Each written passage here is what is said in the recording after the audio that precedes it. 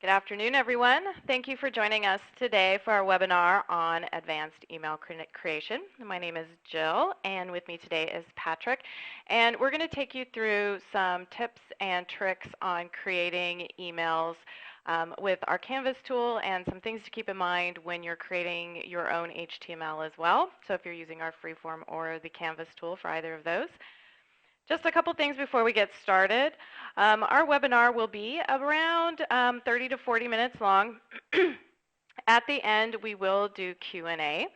So if you do think of some questions along the way, go ahead and type them into the box that you see in your GoToWebinar window, and we will be more than happy to answer as many of those as we can at the end of the webinar.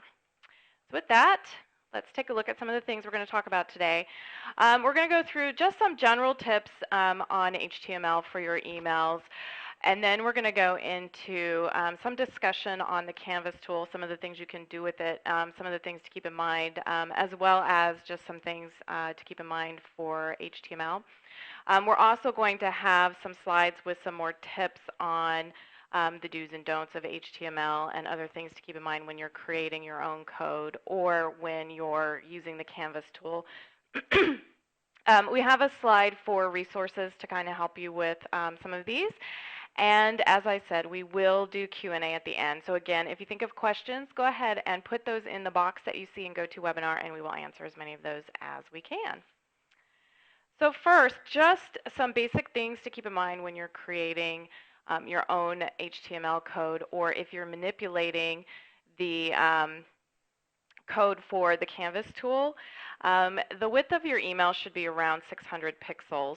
The reason for this is going to make it easier for your recipients to read in their inbox. It also helps if people are reading the email on a cell phone as well. So the wider your email, the more back and forth scrolling your readers might have to do, and you could lose them. So try not to make it too wide. If you are creating your own HTML, make sure all your images have an absolute file path. That means they have to be hosted somewhere. You can use our library.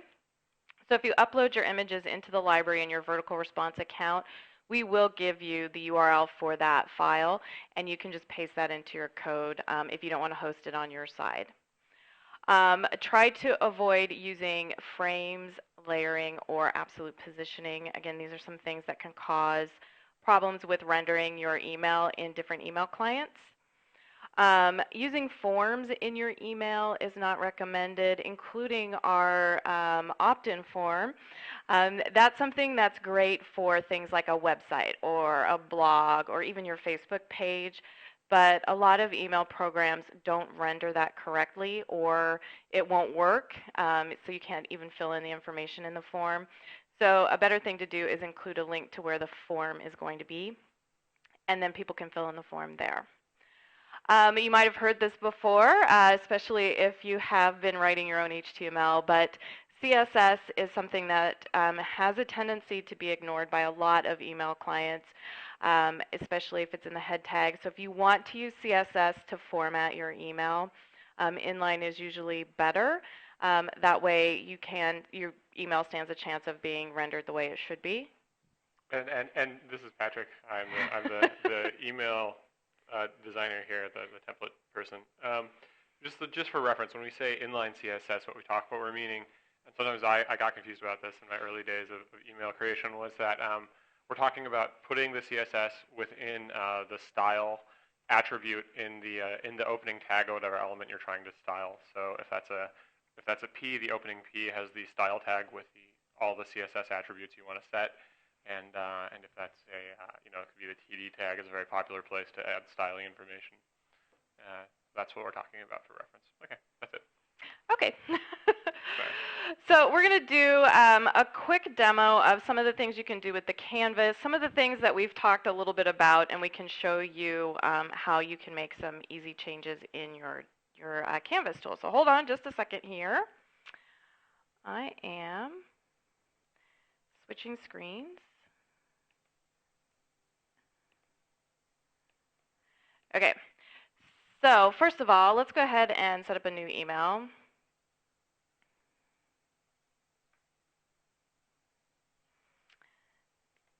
Give this a subject line.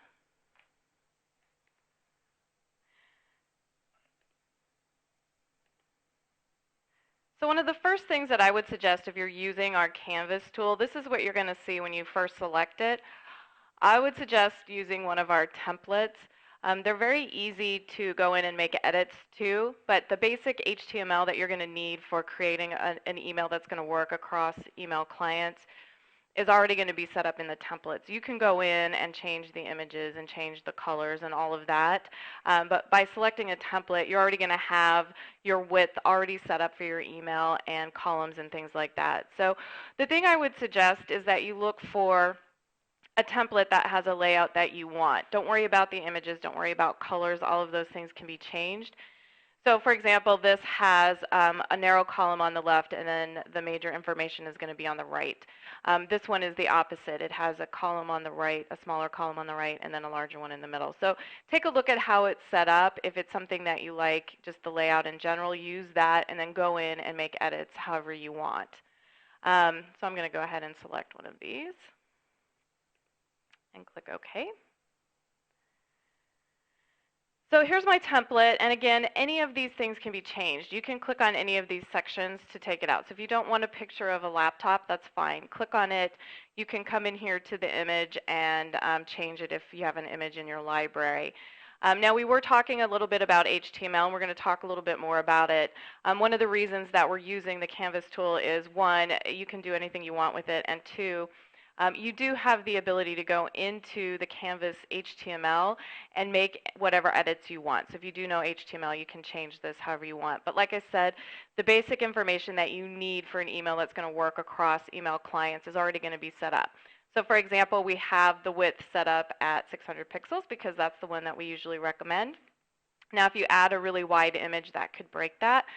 But you have a good starting point here, and then you can easily come in here and make edits to how this looks. So as I said, you can change this picture to anything that you want. You can go into your library and select a different image. So if I wanted a picture of the Golden Gate Bridge, for example, there we go. I could change it to that. Okay, that one's a little small, but you can. So whoops.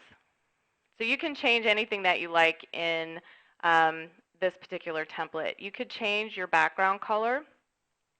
So you can just go, you can either right click or you can click on the icon, which will allow you to edit the different parts of your email. And then under cell, row, column, and table properties, you can go in and change the different colors. So if you wanted to change your cell properties, go to cell properties. And then you can set up a background color. So there's one already in there, and you can type in whatever color you want. So if you're trying to match something, for example, to your website, and you know the color code, you can put that information in there. You could also come in here and find something that you would rather use. So maybe I'll, oops, that's not what I wanted. So that's the cell behind my image. I could also maybe center my image to make it look nicer.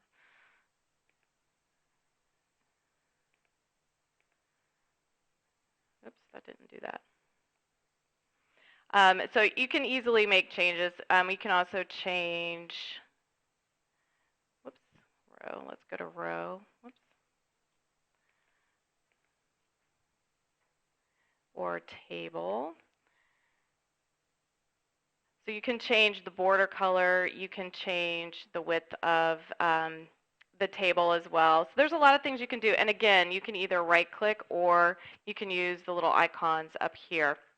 You can also find out what part of your code you're in. So for example, I can click in this section if this is what I want to make changes to. And then if you look down here, it's going to give you the path where you are. So if you click on something, for example, table, it's going to highlight that part of the code. So this is the table. And if I wanted to make edits to this table, then I would know where to go for that information. If I wanted to change the row, I could find what part of the email that row was in, and then I could go and make changes to it. And you can, let's see if I wanted to add some more, whoops. There's also an undo. So you can go in here and try inserting a row right there. That might be the best. Where, right here? No, just if you click on that, that table, there's two tables there that we're looking at. I think you can insert a row in there. Maybe it'd be better. After? There we go.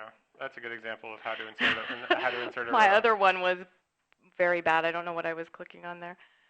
So you could continue to add additional rows if you wanted to. That's just the way we see the row and we see the columnar structure of how everything's kind of flowing. Yeah. And you can also go into the cells, and you can split your cells if you want to. Apparently, there we go. So I split my cell, and so now I can add additional information.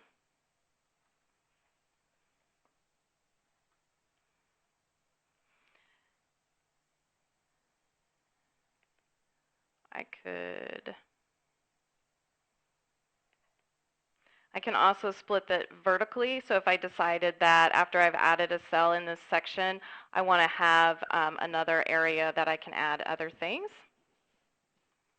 Oops. I could put an image in here too if I wanted to. We can have a picture of tomatoes. They're in season, I hear. It is tomato season. So all I did was right-click, and I went to cell. Now, there is a little quirk in this because, I don't know if you noticed, if you click horizontally, it actually does vertically, and if you do vertically, it does horizontally. It's opposite of what it says. I don't know why that is, but it is. But you can easily set up how you want your email to look. And you don't have to go into the HTML code to make these edits. So if you don't know HTML, you can still set up an email to look the way you want it to look. Let's see here. We can change this background color too if we wanted to. Oh, it's already gray. We can change it to white. So you can change the background color again. Like I said, if there's something about the template that you select that you don't want to include, you can easily change the background colors to whatever it is you want. And again, you can either right-click or you can use these little icons up here to make the edits. You can also add your own, if you wanted to add more tables to this, you could do that. And you can also add additional columns using the tools in the toolbar. But I think the quirk to remember is you can easily split your cells. So if you want to have something that looks like different columns in your row, you can do that. Just make sure you're clicking on the right one. There's just a little quirk in there. And you can also delete anything in here that you don't want as well. Anything else you want to add, Patrick? No, I mean that's a really good overview of the basic table kind of splitting and sort of how tables behave. I think it's very important to understand when you're coding HTML is to kind of understand that you're working with a very grid-based system and kind of think in those terms. Like think about I mean even to the point where when I start designing things outside of any HTML, I'm already considering how the table is going to be built in my email, just so that I know how things are splitting and how things get divided up and where I can put what content. So just kind of something to consider because if you're used to more modern HTML, like you can put a div in a browser anywhere you really want it to. You can move it around. You can make it go upside down. Whatever you want. But here we're working in a giant grid, and that's just important to realize that that's how to start thinking about things. And the important thing about using the tables and the table HTML is that that's what email clients can render. So we're going to go over in a few minutes some of the things not to include because it isn't going to work in certain email clients or all email clients. So the more you understand about this basic table HTML, the better off your emails are going to work. And again, if you know HTML, you can always come in here and make whatever edits that you want to the code or to the template that's in here. Yeah. If that makes it easier for you. Basically, with email clients, we're kind of stuck in 1998. I mean, we're basically stuck about 1999. 1999. We're really about 12 years behind where the rest of the web is, in and of the sense that we have to use very old school sort of methods of creating our HTML, and we have to do a lot of redundant things to get it all to behave just how we want. Yeah, and with Outlook, I mean, we'll talk about Outlook, but we're stuck even farther back, believe it or not. Yeah, but and Yeah. just as long as you kind of go in and sort of set up, that that's your expectation is that things are going to be very sort of old school, and we're not always going to get that necessarily that level of consistency we might like when we're in more of a traditional web sort of design sort of situation. Uh, you can get yourself pretty satisfied with what you have. Just got to keep those things in mind. Mhm. And by we, you mean people who are designing emails, not vertical response. People, yeah. It's not us. It's What not vertical not response vertical isn't response.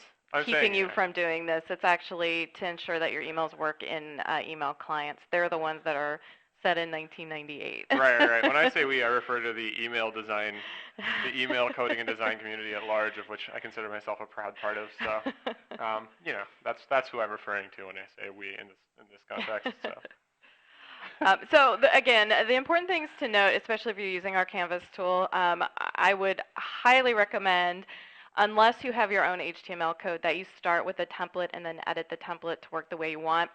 Otherwise, starting from scratch, you will kind of have to understand what you're doing in creating the email. So you'll set up your table and your rows and your table cells and all of that in the email, or it's easier if you just start with a template we've already built for you and then just change some of the aspects of it so that it looks the way you want it to look. Again, if you have your own code, you have the option of using Freeform, but you also have the option of using Canvas. So you could just paste your own code on this tab, and then you can use our toolbar to make edits to it. So you don't have to go in and edit the HTML code, but you can. So we're going to go back here. I'll let you guys see this time. So we'll go back here to some of those slides. And again, if you have any questions, just type those in and we will answer those at the end. These are some of the do's and don'ts of HTML. And as I said, we were going to talk about this a little bit. Again, email programs are kind of stuck in the past. So some of the things that might work really well for your website are not going to work so well in email programs. And these are some of the things that you should not include in your HTML code or in your code for your email. Flash, JavaScript, ActiveX, any of those things can be a problem. Videos, we get that question all the time, so I thought I would include that information here.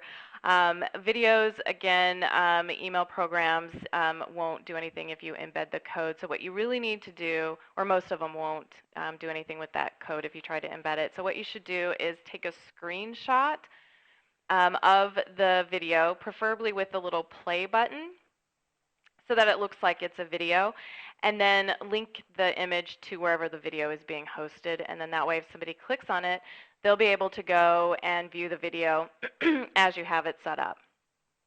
Anything that's embedded in your code could also cause an issue with delivery.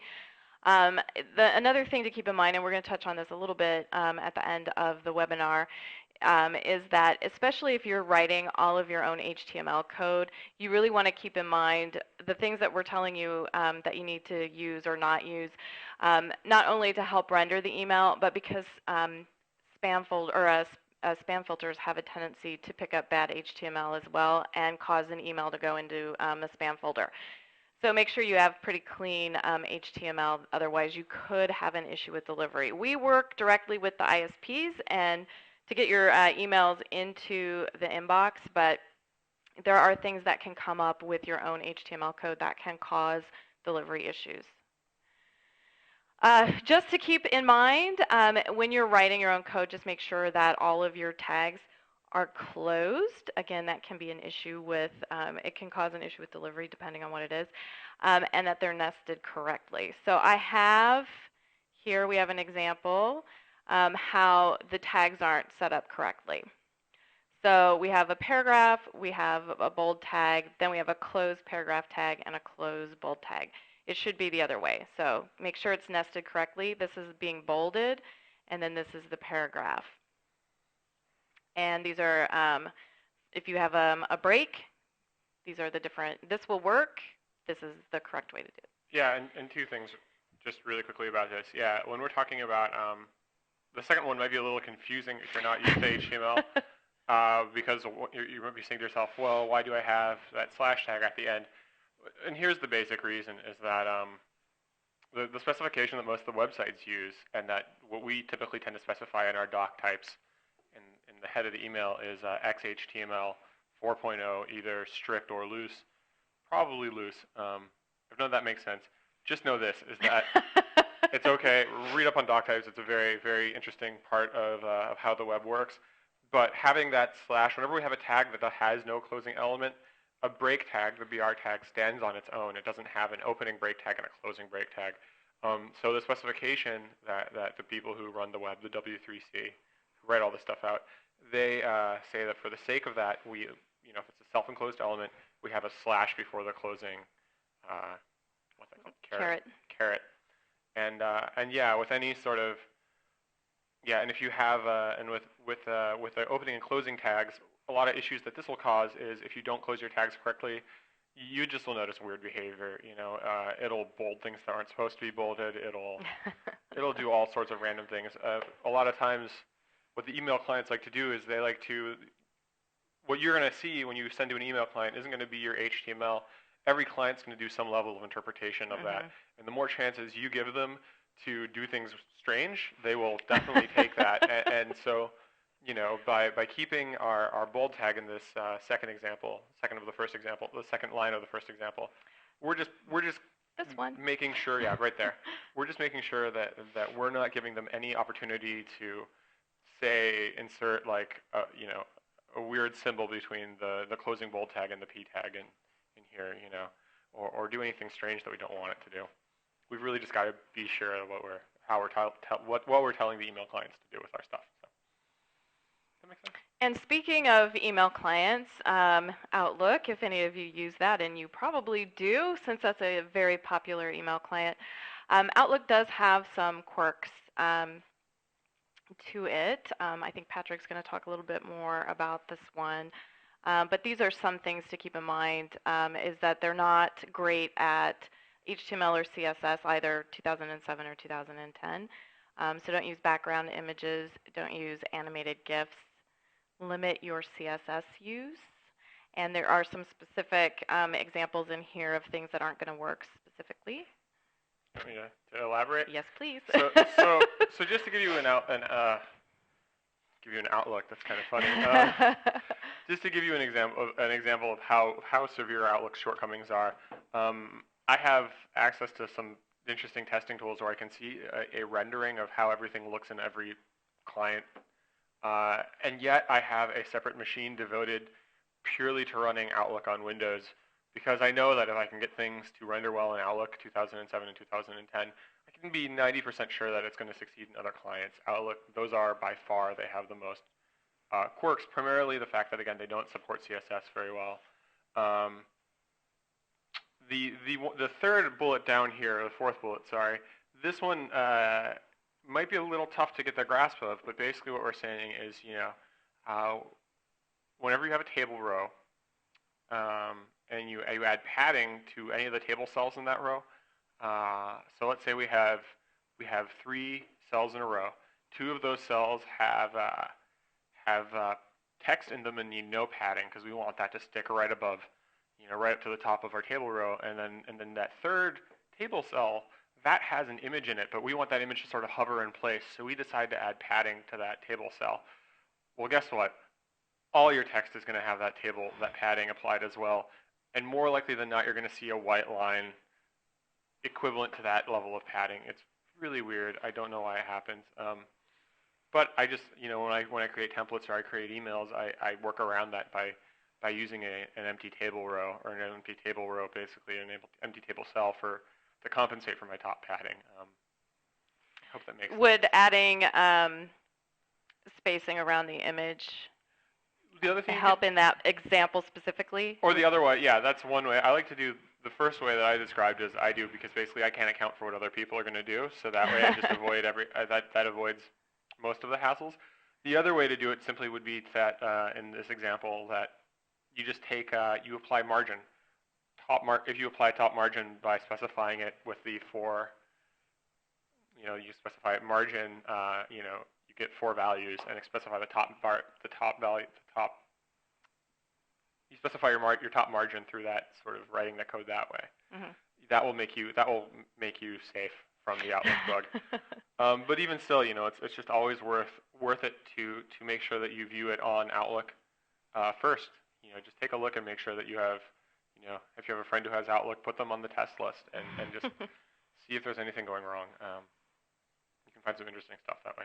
So. And some of the issues that Outlook has with rendering emails has to do with the fact that it uses Word as its HTML rendering engine instead of using something that actually reads HTML. Right, yeah.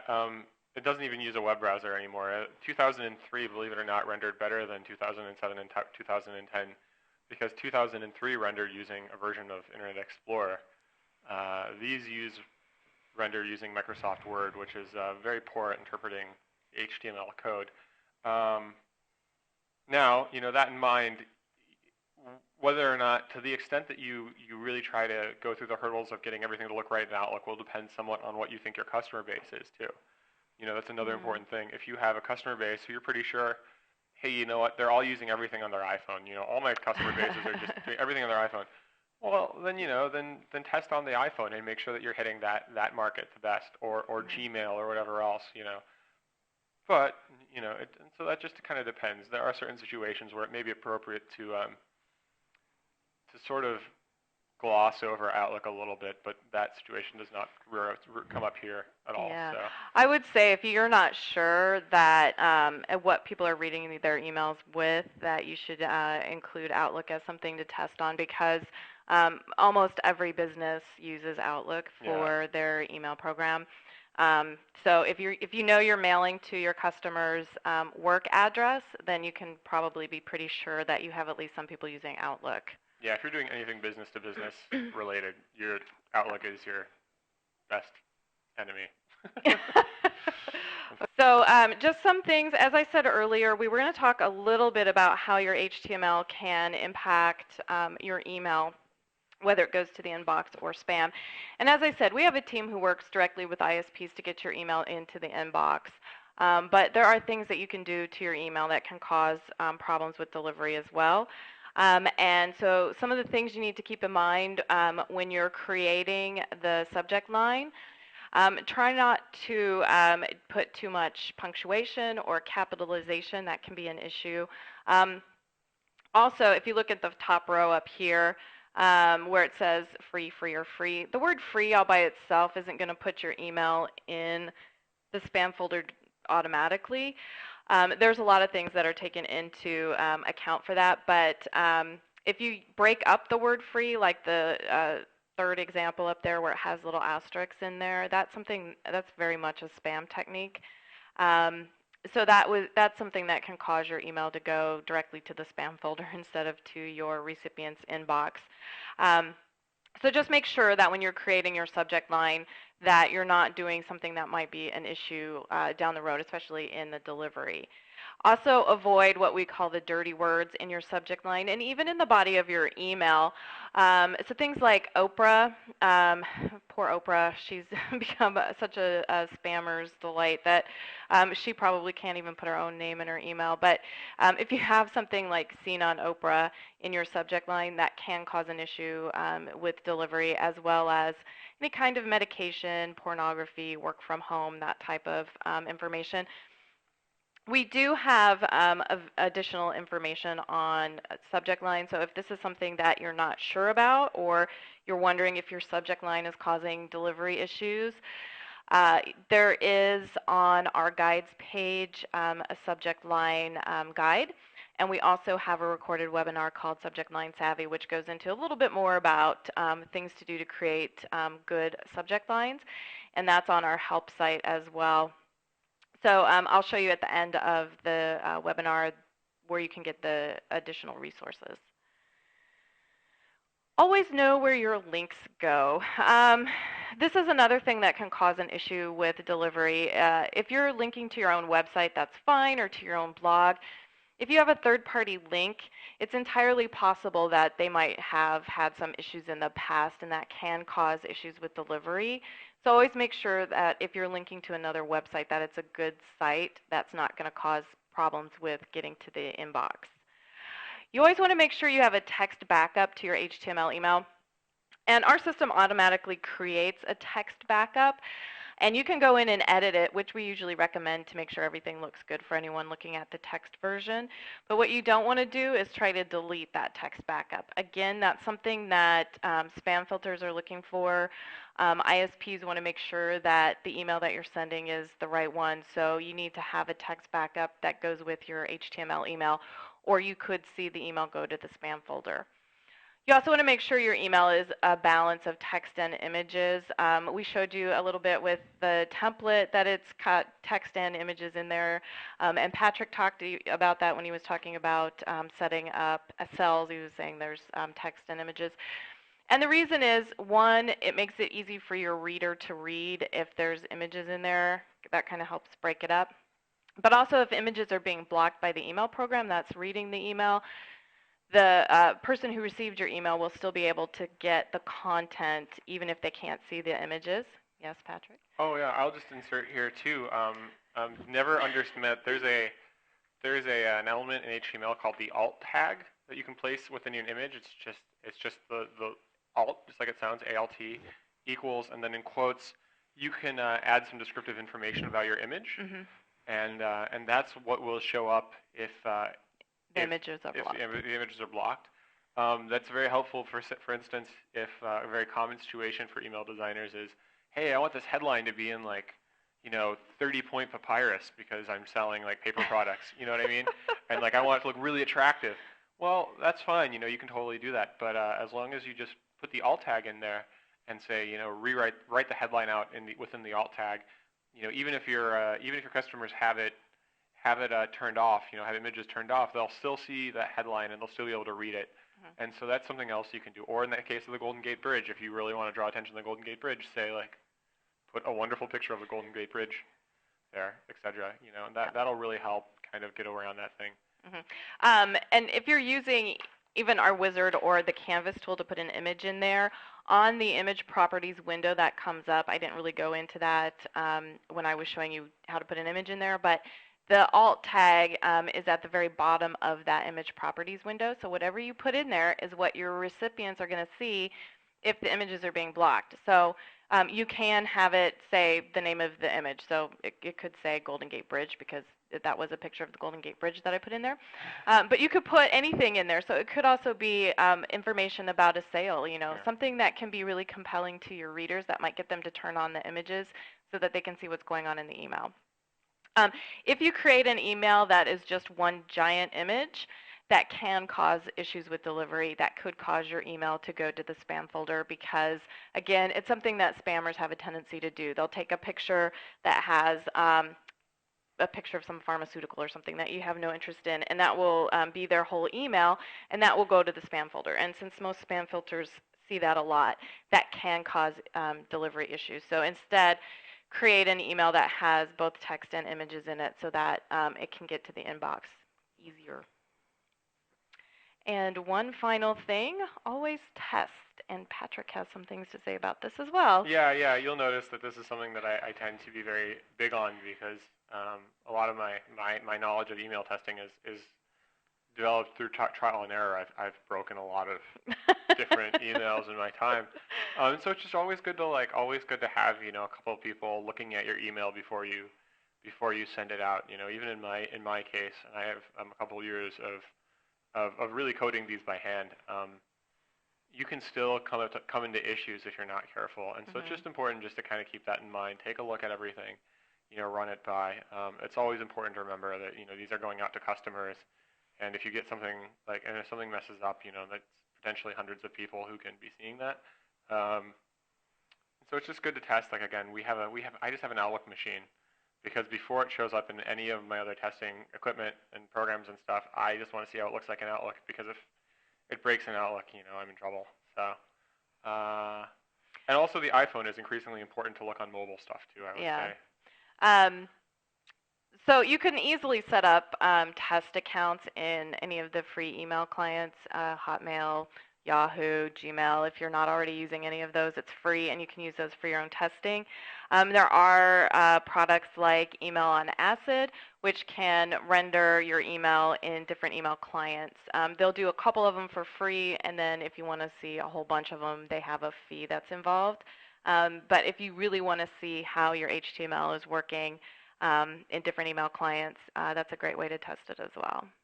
Yeah, I think that's about it. I mean, other than that, it's just if you're getting frustrated, I would just reassure you that, believe me, as someone who knows a variety of code for both like traditional web design and for emails, like just keep in mind that coding for emails is a more technical and a more involved process sometimes, just because there's so many things we can do. I guess the only thing I'll add is just make sure you're absolutely specifying as many elements that you want of that to display as much as possible. So setting things like setting a line to left and right, and right, left, or center, and v-align in the TD tag, which is where we set how the content displays. That's something I didn't really mention, but very important basic thing to do is just to make sure that if you want your text to sit flush left in a table cell, making sure you set that to happen in the TD tag, and just kind of going from there. And make sure that you have as much as possible set. I think that's about it, unless people have questions. Well, we'll see. I believe we're getting to the questions. So we do have some resources for you. Our blog has all kinds of information there, and it's updated 2 to 3 times a week with various things on email marketing, on all kinds of things, social media. So that's a great resource. And if you look on the right-hand side, there's links to past blog posts, so you can find email creation information in there. Also, our lounge is a great place to go.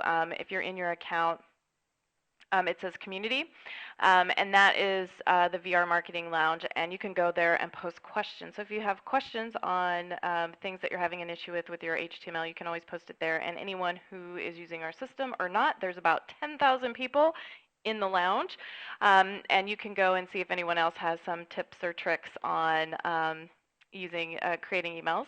As I said, we have some guides to help you. I have in here one of our guides, HTML Tips for Designing Your Email, which is at our guides page.